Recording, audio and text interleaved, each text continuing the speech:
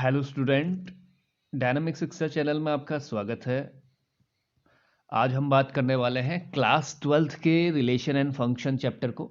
और ये class twelfth का फर्स्ट वीडियो होगा, क्योंकि इससे पहले हमने 11th का रिलेशन एंड फंक्शन देखा हुआ था। तो यहाँ पर अब हम क्लास ट्वेल्थ के रिलेशन एंड फंक्शन के चैप्टर को डिस्कस करेंगे। ये एक इंट्रोडक्शन चैप्टर है, इंट्रोडक्शन टॉपिक इसमें रहेगा। और इसमें हम देखेंगे कि क्या रिलेशन होता है और क्या फंक्शन। तो रिलेशन फंक्शन का जो इंट्रोडक्शन वीडियो है वो तो हमने 11th के अंदर देखा हुआ है। तो यहाँ पर हम थोड़ा सा 12th के अंदर चलते हैं।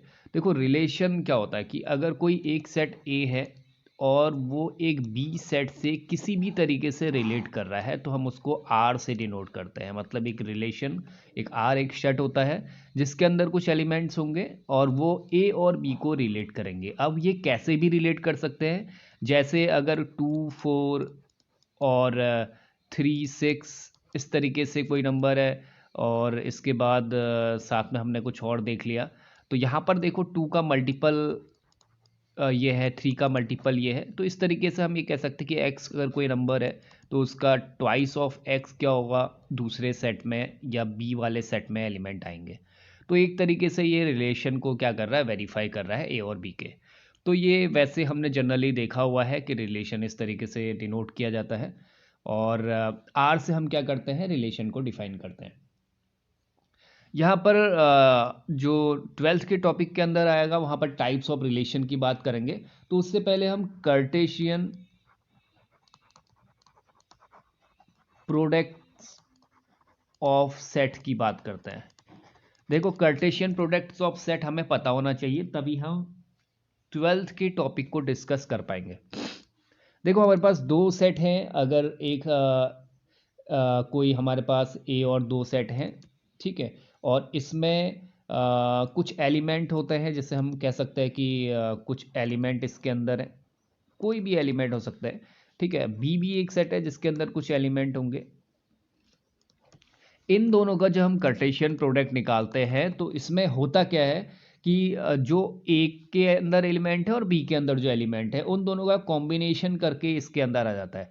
अब कैसे, हम देखो एक एग्जांपल के थ्रू हम समझते हैं, या हम ऐसे कह सकते हैं कि अगर कोई ए सेट है और इसके अंदर ए एलिमेंट है जो ए को बिलोंग कर रहा है और बी एलिमेंट जो है बी को बिलोंग कर रहा है, तो ए क्रॉस बी के अंदर हम ऐसे लिख सकते हैं कि A B such that A belong to A and B belong to B. ठीक है, तो ये ए बी एक ऐसा हमें सेट मिलेगा जिसके अंदर ए के एलिमेंट भी होंगे और बी के एलिमेंट भी होंगे। ठीक है, तो क्रॉस के अंदर सभी ए और बी का जितना भी एलिमेंट है वो सब आ जाता है। जैसे एग्जांपल से हम देख सकते हैं, एक बहुत अच्छा एग्जांपल हम लेते हैं, बहुत सिंपल एग्जांपल। यहाँ पर हमने ए लिया एक सेट जिसके अंदर एलिमेंट है 1 2 3, और बी हमने एक सेट लिया जिसके अंदर एलिमेंट है ए कॉमा बी। ठीक है, अब ये दो ऐसे सेट हैं। अब इनका कार्टेशियन प्रोडक्ट अगर हमें बनाना है तो हम क्या करेंगे, देखो 1 ए के साथ एक पेयर बनाएगा, सेम दैट 1 बी के साथ भी पेयर बनाएगा, फिर 2 बनाएगा ए के साथ पेयर और 2 बनाएगा बी के साथ पेयर। जब तक ये सभी ना बना लें पेयर तब तक हम पूरे इसको लिखते रहेंगे। तो 3 ए के साथ भी पेयर बनाएगा और 3 बी के साथ भी पेयर बनाएगा। तो ये हो जाएगा हमारा कार्टेशियन प्रोडक्ट। ठीक है, तो कभी भी अगर कार्टेशियन प्रोडक्ट आता है तो हम इस तरीके से कार्टेशियन प्रोडक्ट को निकाल सकते हैं। कुछ चीज़ें समझने वाली हैं, कुछ पॉइंट्स बहुत इंपॉर्टेंट पॉइंट्स हैं कार्टेशियन प्रोडक्ट के अंदर, आप इनको नोट कर सकते हैं। तो फर्स्ट पॉइंट है, अगर ए नॉट इक्वल टू बी होता है, अगर दोनों सेट क्या हैं, ए और बी इक्वल नहीं है, मतलब ए के अंदर 3 एलिमेंट है, बी के अंदर 2 एलिमेंट है, सेम सेट नहीं है। जैसे सेम सेट कब हो सकते हैं, जैसे ए के अंदर 1 2 3 है और बी के अंदर 2 3 1 भी लिखा तो भी ये 1 2 3 होगा। तो तब कंडीशन तो ए इक्वल टू बी हो सकती है। अगर A equal to not B है तो यहाँ पर ए क्रॉस बी हो, वो not equal to B cross A के होगा। ये बहुत इंपॉर्टेंट पॉइंट है कि A cross B B cross A के इक्वल नहीं होगा। ये तभी कंडीशन है जब A not equal to B होगा, जब दोनों सेट क्या होंगे, अलग अलग सेट होंगे। सेकेंड पॉइंट पे बात करते हैं, अगर ए, हम ये कह सकते हैं इफ ए इक्वल टू 5 और बी इक्वल टू 5। 5 का मतलब क्या होता है? नल सेट, मतलब कोई भी एलिमेंट नहीं है, तो ए क्रॉस बी भी क्या आएगा? 5 आएगा। ये हमें पता होना चाहिए। अगर ए के अंदर भी कोई एलिमेंट नहीं है, नल सेट है, बी के अंदर भी नल सेट है, तो ए क्रॉस बी भी क्या होगा? हमारा एक नल सेट होगा। ठीक है, तो ये सारी चीज़ें हमें पता होनी चाहिए। अगर एन सेट होते हैं तो एन सेट के लिए क्या हो सकता है? अगर ए कोई एलिमेंट है, सोचो कि बहुत सारे सेट हैं, ए वन, इसको हम थर्ड पॉइंट मान के चल लेते हैं। ए वन कोई सेट है, ए टू कोई सेट है, ऐसे ही ए एन तक के सेट है हमारे पास। ठीक है, एन टपल्स इनको हम कह सकते हैं, ऑफ ऑल एन टपल्स, मतलब इसके अंदर A one, A two, A N तक के एलिमेंट है। इसको हम ए आई बिलोंग टू ए आई कह सकते हैं। ए आई का मतलब यहाँ पर आई की जगह पे 1 2 3 4 एन रखने पर ये भी सिमिलरली 1 2 3 4 एन आएंगे। तो यहाँ पर हम इसके जो कार्टेशियन प्रोडक्ट है इसको डिनोट कर सकते हैं इस तरीके से, मतलब कि हम सिग्मा ले सकते हैं I equal to 1 to N A I. ठीक है, तो ये एक पॉइंट है कि बहुत सारे सेट अगर होंगे तो उनका मल्टीपल क्या होगा? उतने सारे सबके एलिमेंट आ जाएंगे। वही क्या दिखाएगा? इसका कार्टेशियन प्रोडक्ट दिखाएगा। इसमें एक पॉइंट और है जो भी इम्पोर्टेंट है रखता है इसके लिए। यहाँ पर अगर हम नंबर ऑफ एलिमेंट की बात करें, कभी कभी नंबर ऑफ एलिमेंट से क्वेश्चन आ जाता है, number of elements in the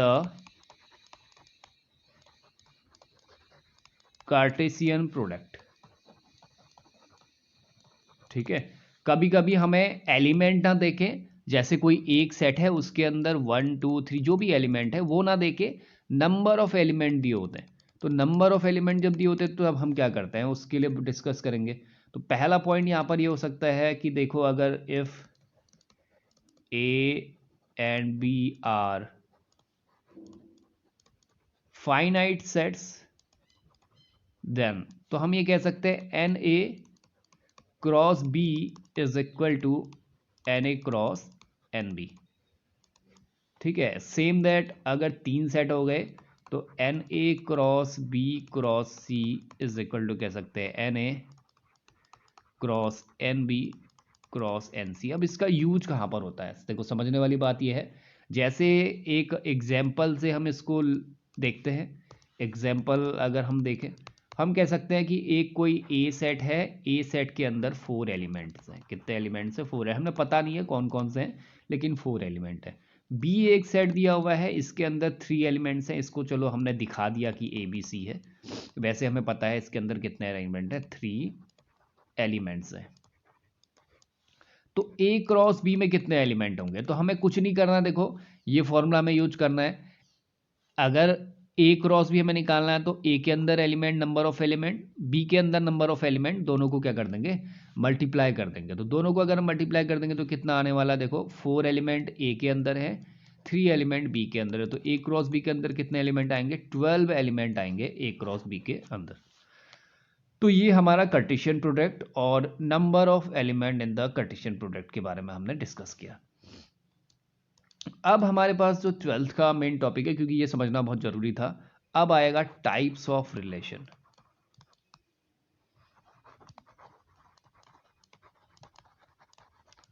देखो, रिलेशन के टाइप्स कितने हो सकते हैं? वैसे हमने रिलेशन के टाइप की डिस्कशन हम करें तो इसमें बहुत तरीके के टाइप्स हो सकते हैं, लेकिन जो जनरली टाइप अगर हम देखें तो 2 तरीके के टाइप्स हो सकते हैं। एक हो सकता है एम्प्टी रिलेशन,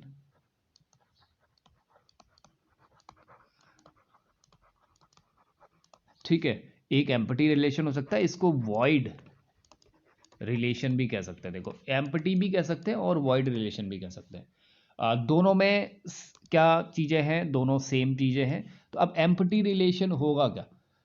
देखो, अगर कोई सेट है, नॉन एम्प्टी सेट हम कहते हैं, ठीक है, तो अगर हम दूसरा बोलें कि कोई एक ऐसे इसको हम ऐसे डिफाइन कर सकते हैं कि अगर कोई एक रिलेशन हम क्या कर रहे हैं, क्रिएट कर रहे हैं, ठीक है, सेट ए में, तो वो एम्प्टी रिलेशन होगा। इफ उसमें कह सकते हैं कि कोई भी एलिमेंट जो होगा वो उस ए से रिलेट नहीं करता होगा। मतलब कि हमने ऐसे समझा कि ए कोई सेट हमारे पास दिया हुआ है और ए का ए के साथ जब हम क्रॉस बनाते हैं तो इसके अंदर जो आता है, जो हम रिलेशन इसको आर कहते हैं, ये क्या करता है, ये बिलोंग करता है किसको, फाई को, या हम कह सकते हैं ऐसे सबसेट ऑफ फाई कर सकते हैं, हम कह सकते हैं phi subset A cross A का। मतलब कोई भी ऐसा ए क्रॉस ए नहीं हमें मिल रहा है, कोई भी ऐसा रिलेशन हमें नहीं मिल रहा है जो इन दोनों के अंदर है। जैसे एग्जाम्पल के लिए हम क्या कर सकते हैं, हम इसको बहुत अच्छा एक एग्जाम्पल से शो कर सकते हैं। जैसे सोचो ए कोई एक सेट है, एलिमेंट कोई सेट है, इसके अंदर क्या है, all students of a boys school. ठीक है, कोई एक सेट है जिसके अंदर के एलिमेंट है all student of a boys school. तो बॉयज स्कूल के सब क्या है उसके अंदर, मतलब जो भी स्टूडेंट होंगे वो सब बॉयज स्कूल से रिलेटेड है। अब अगर हम इसका रिलेशन बनाना चाहते हैं, ठीक है, अगर हम इसका रिलेशन बनाना चाहते हैं, सोचो इसके अंदर कोई ए स्टूडेंट है और बी स्टूडेंट है, ये दोनों बॉयज ही होंगे, इनका हमने रिलेशन आर बनाया और हम ये कह रहे हैं कि आर ए बी ऐसे कुछ हो such that A is sister of B. ठीक है, तो ए क्या हो, बी का सिस्टर हो, बी की सिस्टर हो। तो ऐसा क्या पॉसिबल है, हम इस सेट से कोई एक बॉयज स्कूल है, मतलब जिसके अंदर सब बॉयज ही होंगे, जब बॉयज स्कूल है तो सब क्या होने वाले हैं, बॉयज होने वाले हैं, और हम एक उससे एक ऐसा सेट बना के आ रहे हैं, एक ऐसा रिलेशन हम बना रहे हैं जो रिलेशन ऐसा शो कर रहा है कि A is a sister of B. तो ये पॉसिबल ही नहीं है, तो इसके लिए रिजल्ट कितना निकलेगा, 5। तो हम ये कह सकते हैं कि ए क्रॉस ए जो सेट बनने वाला है रिलेशन का, ये क्या है, 5 है, मीन्स 5 सबसेट ए क्रॉस ए, क्योंकि कुछ भी इसमें नहीं निकलने वाला। ठीक है, तो ऐसे हम क्या कर सकते हैं, एक वॉइड रिलेशन को एक्सप्रेस कर सकते हैं। देखो अब इसमें दूसरे रिलेशन की बात करते हैं। दूसरा रिलेशन है यूनिवर्सल रिलेशन।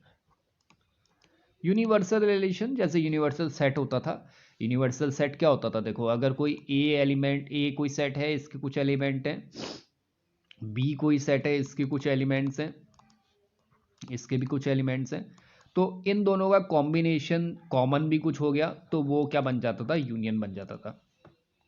तो इसी तरीके से हमने यूनिवर्सल सेट की यहाँ पर बात हम कर रहे हैं। तो अब यूनिवर्सल सेट होता क्या है उसको थोड़ा डिस्कस करेंगे। ठीक है, तो देखो यूनिवर्सल सेट को हम डिस्कस करते हैं यहाँ पे।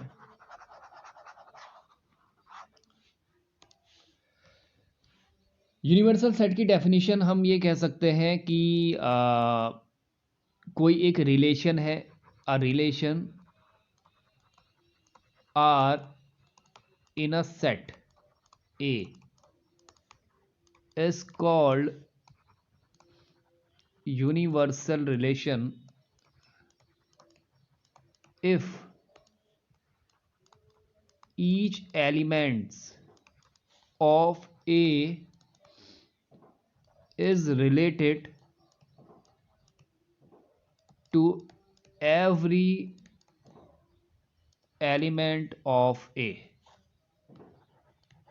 ठीक है, मतलब कोई भी एलिमेंट जो ए का है वो एवरी एलिमेंट ऑफ ए से क्या करे, रिलेट करे ही करे। तो इस तरीके से जो रिलेशन बनेगा वो यूनिवर्सल रिलेशन बनेगा। ठीक है, तो अब इसको हम थोड़ा डिस्कस करते हैं। मतलब अगर कोई एक ए सेट है, दूसरा भी एक ए सेट है, इनका अगर रिलेशन हम बना रहे हैं आर, तो ये अगर यूनिवर्सल है तो R equal to A cross A होगा। अब इसको एग्जाम्पल से कैसे समझते हैं, देखो एग्जाम्पल से समझने के लिए हमारे पास एक बहुत अच्छा इसका एग्जाम्पल हो सकता है। और देखो यहाँ पर अगर हम कहें वही स्टूडेंट वाला अगर हम लेके चलते हैं, ठीक है, तो हमने हमने बोला कि एक कोई ए सेट है, इसके अंदर क्या है, बॉयज स्टूडेंट्स हैं।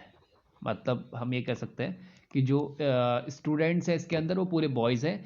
अब हमने ऐसे देखना है कि एक हमने रिलेशन बनाया R equal to A cross A, और ये रिलेशन कैसा है कि इसके अंदर ए बी कोई एलिमेंट है, और अब इसको हम कह रहे हैं कि A R B, A B से ऐसे रिलेट कर रहा है कि हम ये कह सकते हैं कि 2 students of the school has to B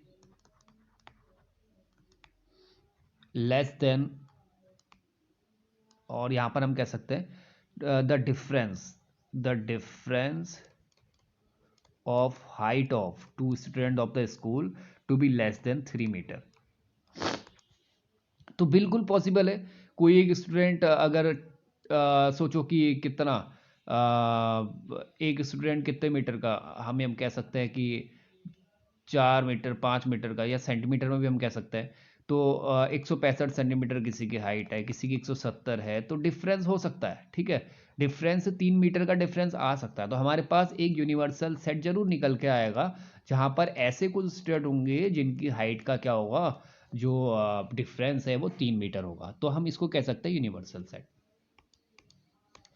अब इन दोनों के कॉम्बिनेशन को क्या करते हैं, देखो अगर यूनिवर्सल और वाइड रिलेशन या वाइड रिलेशन या यूनिवर्सल रिलेशन को अगर हम कंबाइन में बोलें तो इसको हम समटाइम कह सकते हैं ट्राइबल रिलेशन। तो ये बहुत इंपॉर्टेंट पॉइंट है।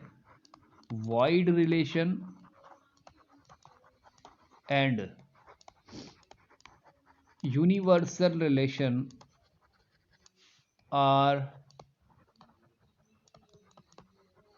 sometimes called trivial relation. ठीक है, हम इसको क्या कर सकते हैं, ट्राइबल रिलेशन कर सकते हैं। कभी कभी ये पूछा जाता है कि व्हाट इज ट्राइबल रिलेशन, एक नंबर पे क्वेश्चन बन जाता है, बोर्ड के लिए भी बन सकता है और आईआईटी जो प्री होता है, ठीक है, तो उसके लिए भी ये बन सकता है। ठीक है, मेंस एग्जाम के लिए कह सकते हैं, एनडीए के अंदर ये क्वेश्चन बन सकता है। तो ऐसे छोटे क्वेश्चन जो ऑप्शनल वाले क्वेश्चन होते हैं उनके अंदर बना सकते हैं कि wide relation and universal relation के कॉम्बिनेशन को, या इनको जनरली कहते क्या है, तो इनको ट्राइबल रिलेशन कहते हैं। ठीक है, तो ये हमारा टाइप्स ऑफ रिलेशन का सेट था, टाइप्स ऑफ रिलेशन का टॉपिक था। आई होप आपको ये समझ आया हो। इसके बाद हम टाइप्स ऑफ रिलेशन के अंदर ही और सारे रिलेशन पे डिस्कस करेंगे, जिसके अंदर रिफ्लेक्सिव रिलेशन है, सिमेट्रिक रिलेशन है और ट्रांजिटिव रिलेशन है। ठीक है, तो ये सारे रिलेशन इसके अंदर आने वाले हैं। तो एक रिलेशन की और हम बात कर लेते हैं। ये वैसे यहाँ पर जनरली एनसीईआरटी के अंदर है नहीं, फिर भी हम इसको देख लेते हैं, आइडेंटिटी रिलेशन।